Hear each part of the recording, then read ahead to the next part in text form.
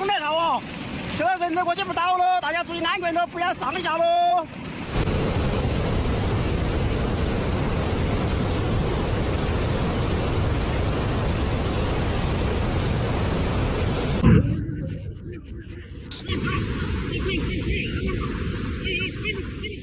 Hello everyone. It started with just a drizzle, but within 72 hours, nearly 500,000 people were forced to flee their homes. This is southern China, and the water hasn't stopped rising. An extreme rainfall system swept through central and southern China during the third week of June. What began as an early monsoon quickly escalated into a national-level disaster. From Hunan to Guangxi, from Guizhou to Guangdong, the skies tore open, dumping a season's worth of rain in just a few days. Roads vanished, rivers overflowed, and cries for help echoed from every direction. The Chinese government issued red alerts, its highest level of weather warning, for 6 provinces: Anhui, Henan, Hubei, Hunan, Guizhou, and Guangxi. This wasn't just a rainstorm. It was a chain of events threatening levee collapses, flash floods, landslides, and widespread chaos. In Huaihua, Hunan, the Lishui River rose more than 2 meters above the danger level, a mark not seen since the devastating 1998 floods. Cracks began appearing in aging levees. Residents scrambled to build barriers out of sandbags, wooden furniture, plastic tubs, anything to block the rising current now pushing into their homes.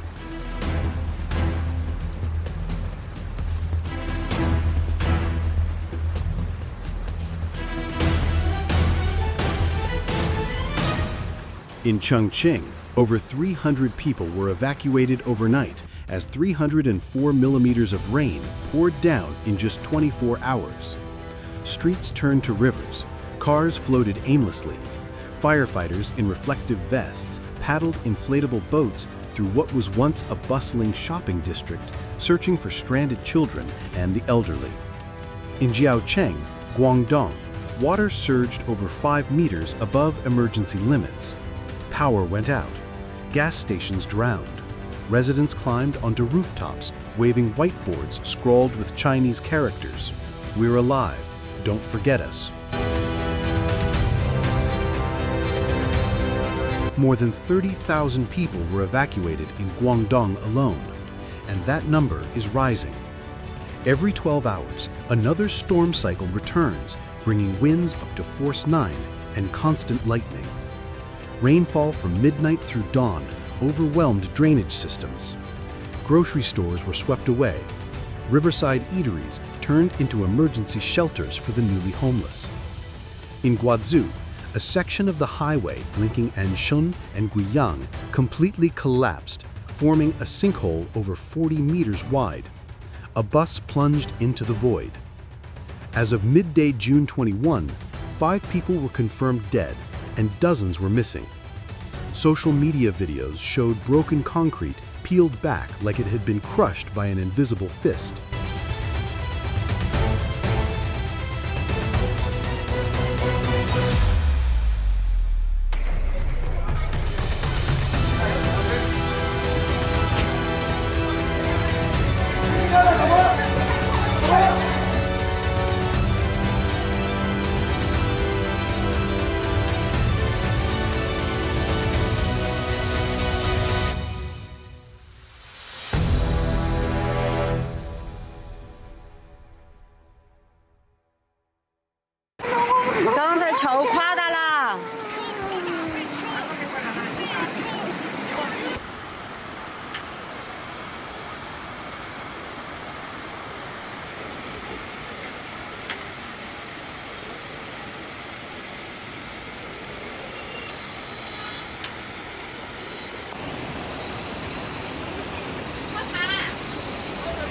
给它砸它就不得了了。你看别个那小区里面，满天了，这不是日。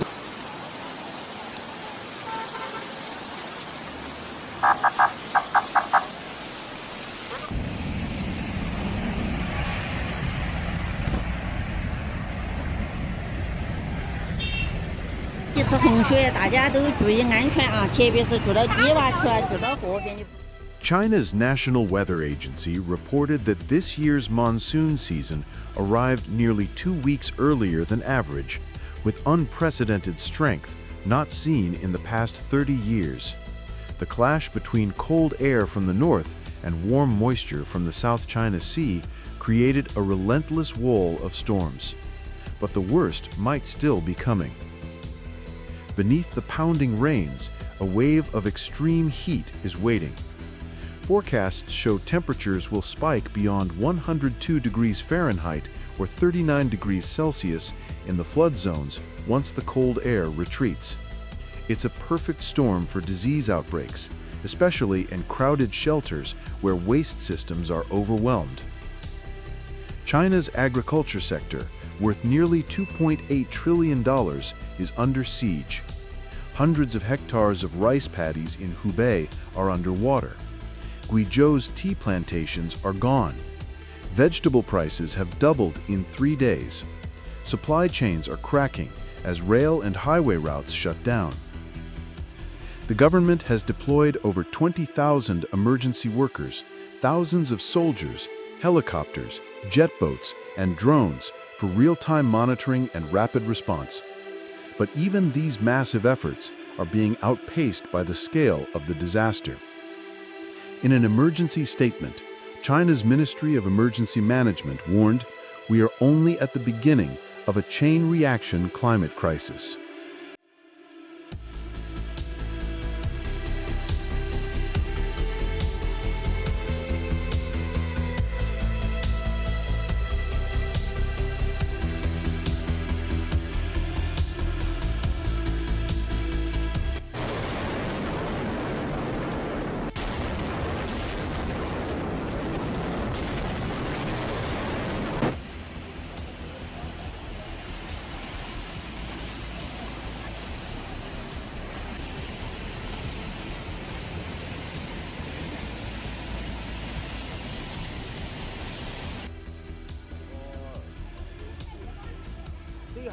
Levees built in the 1950s are failing. On the night of June 20th, a breach 12 meters long appeared in the Zhenyuan district of Guizhou. Entire villages were evacuated under pouring rain. A woman told local TV, "I've never seen rain like this. It won't stop. It never stops. Everything is being washed away." Public comparisons are already being made to the Great Flood of 1998, one of China's deadliest natural disasters, killing more than 4,000 people. Experts warn this year might be worse due to rapid urbanization, aging infrastructure, and more violent weather driven by climate change. On Chinese social media, the hashtag #Flood2025 has surged past 480 million views. Videos show residents live streaming from rooftops, water lapping at third-story windows. Urgent posts calling for rescue from deep inland provinces have gone viral as volunteer groups race to share inflatable boats and first aid supplies. As the floods sweep away roads, homes, bridges, people are reminded how fragile modern cities remain in the face of nature. No satellite, radar, or AI system can predict every rainfall. Some storms arrive too fast. Some levees break too soon. And now, the real question isn't when the rain will stop. It's whether major cities like Wuhan, Changsha, Nanning can withstand another round if the second wave hits next week. Because while people count the losses, the skies remain dark, the wind hasn't died, and the floodwaters are waiting to return.